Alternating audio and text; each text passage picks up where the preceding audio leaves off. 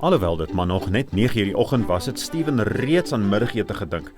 Dit was die seisoen wanneer swerms wewers oor die Keniaanse lug gevlieg het, en die 11-jarige seun het gedink 1 of 2 van die klein voeltjies sou 'n smaaklike maaltyd maak. Steven het sy slingervel gegryp, sy huis verlaat, en dadelik 'n swerm grysbruin wewers met goue borsies gewaar. Hy het vooroor gebuk en 'n klein klip uitgekies. Hy het dit in sy slingervel gesit en sy hande opgelig om te mik. Op daardie oomblik het die swermvoëls opgestyg. Steven was nie bekommerd nie. Hy het geweet die voëls nie ver sou vlieg nie, en hy het hulle gevolg. En inderdaad, die swerm het gou geland. Steven het gehurk en probeer wegkruip vir die voëls. Toe lig hy die slingervel om te mik. Onmiddellik het die swerm weer opgestyg. Steven was vasbesloot om 1 of 2 wewers van middagete te geniet. Hy het dus die swerm gevolg totdat dit weer geland het, maar toe hy sy slingervel lig, het die voëls weer opgestyg. Dit het 'n rukkie so aangehou. Op, af, op, af, op, af. Elke keer as Steven sy slingervel opgelig het, het die voëls opgestyg, kort entjie gevlieg en dan weer op die grond gaan sit, asof hulle wag vir die seun om dit hulle op te vang. Toe Steven sy oë uitvee, het die voëls na die oop deur van 'n gebou gevolg. Toe hy binne kyk, sien hy 'n klasmaat van die skool. Die seun het voor 'n groep mense gestaan en met hulle gepraat. Steven het homself altyd beskou as slimmer as hierdie klasmaat en hy het gewonder hoe is dit dat hy met al die mense praat.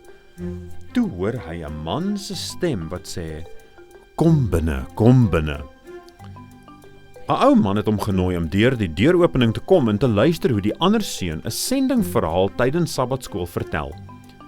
Steven het skielik besluit dat hy buite 'n kerk staan. Dit was 'n 7de dag Adventiste kerk. Die ou man en sy klasmaat was in hulle beste klere geklee. Steven het afgekyk na sy eie klere. Hy het 'n verslete kortbroekie aangehad. Hy het van die deur af teruggedeins. "Kom in, net soos jy is," het die ou man gesê. Steven het 'n oomblik gehuiwer en terwyl hy gedink het oor wat om te doen, het die ou man hom verras. "Ek ken jou ouers," het die man gesê. "Hulle was vroeër lidmate van hierdie kerk. Maar toe kom jou oupa en jaag hulle uit. Hy het gesê hy sou hulle onteien as hulle hier aanbid. Hulle het nooit teruggekom nie." Steven was verleë om die kerk in sy kortbroek binne te gaan, maar die ou man beloof dat hy mooier klere sou aantrek en die volgende Sabbat sou terugkom. Toe hy die kerk verlaat, het sy gedagtes teruggekeer na die voëls. Hy het nog steeds niks vir middagete gevang nie. Hy het rondgekyk in die kerk, maar geen voëls was in sig nie. Tydens sy gesprek met die ou man, het die swerm verdwyn. Vir die volgende week het Steven baie gedink oor wat die ou man oor sy ouers en oupa gesê het. Hy het onthou hoe sy pa hoor praat het oor kerk toe gaan, maar hy het nie geweet dat dit die Adventiste kerk was nie. Nou het hy verstaan dat sy oupa, wat die dorp se sangoma was, hulle op 'n Sabbatoggend uit die kerk gejaag en hulle terugkeer verbied het. Steven het sy belofte aan die ou man gehou. Hy het 'n langbroek aangetrek en die volgende Sabbat kerk toe gegaan.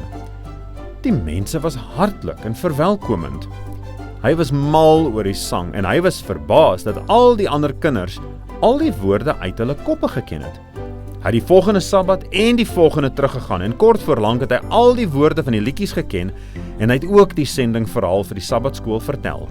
Toe hy 12 was, het hy sy hart aan Jesus gegee en is gedoop.